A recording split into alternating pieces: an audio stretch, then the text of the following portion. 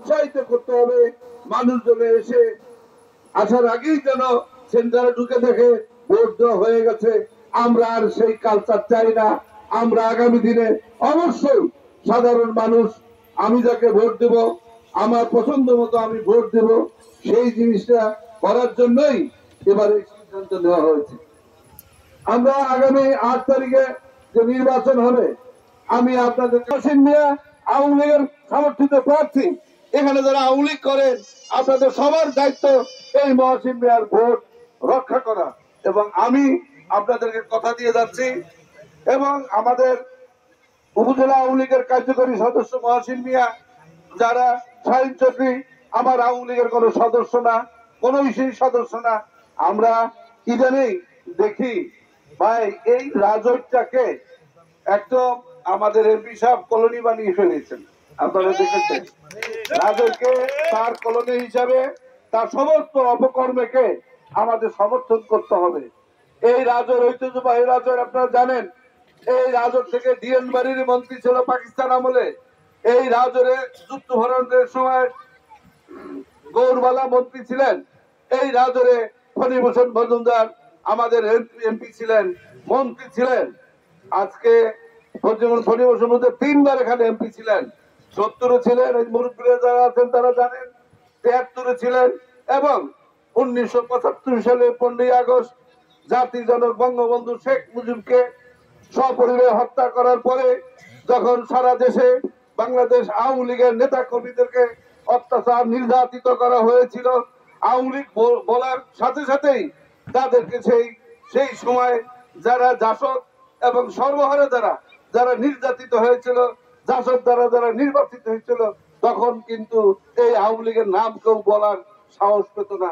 সেই সময় আতলুক খান সাহেব হেরেছিলেন মিলন কাজীর কাছে, আপনারা জানেন, এবং ফণীভূষণ মজুমদার কিন্তু ওইবারও এমপি হয়েছিলেন।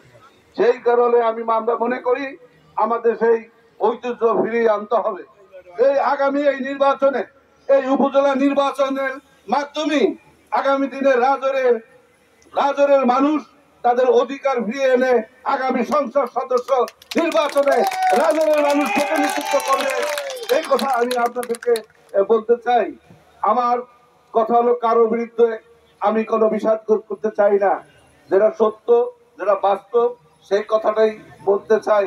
আজকে গতকালকে আপনারা দেখেছেন ওবায়দুল কাদের সাথে শাহজাহান খান সাহেবের কি কথা কাটাকাটি হয়েছে।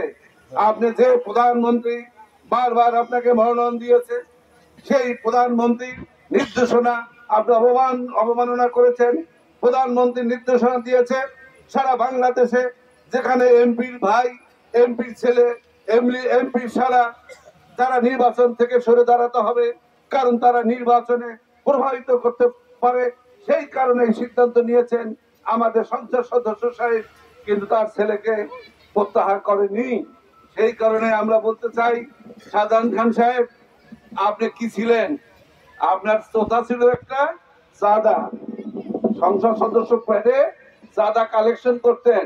আজকে হাজার হাজার কোটি টাকা মালিক হয়েছে কার কারণে? ওই শেখ হাসিনার কারণে। আজকে শেখ হাসিনার সিদ্ধান্ত আপনি মানেননি, আগামীতে আপনার এই খেসারত আগামীতে আপনাকে দিতে হবে।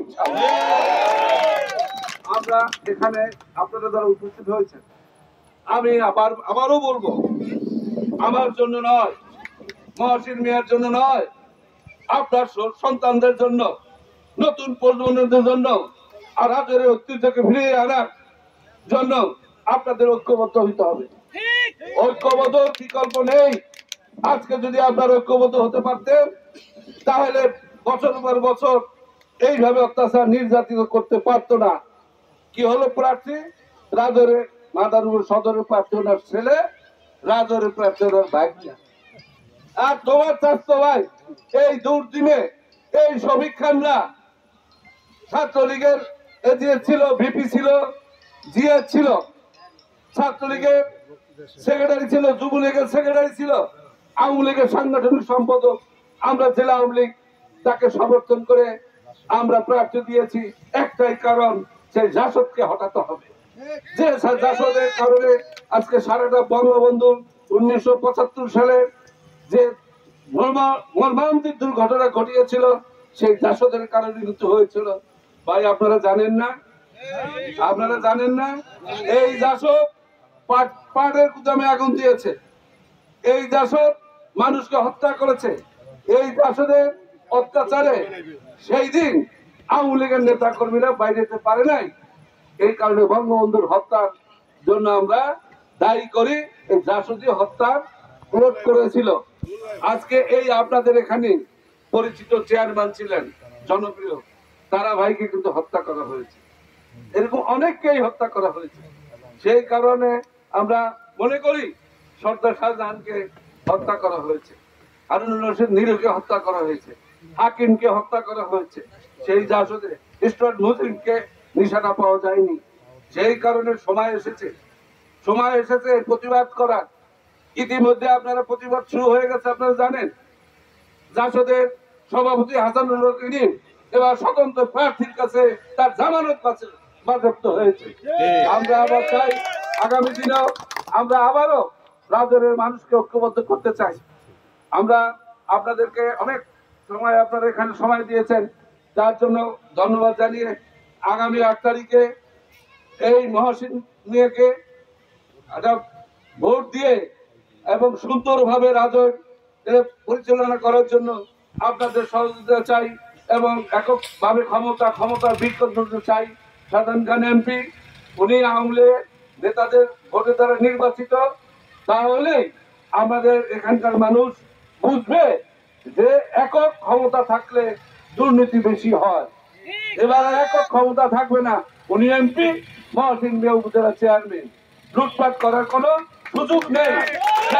হলো আপনাদেরকে মহসিন মিয়াকে ভোট দেওয়ার জন্য অনুরোধ জানিয়ে আমি আমার বক্তব্য শেষ করছি। জয় বাংলা, জয় বঙ্গবন্ধু। আপনারা জানেন, সবাইকে ধন্যবাদ।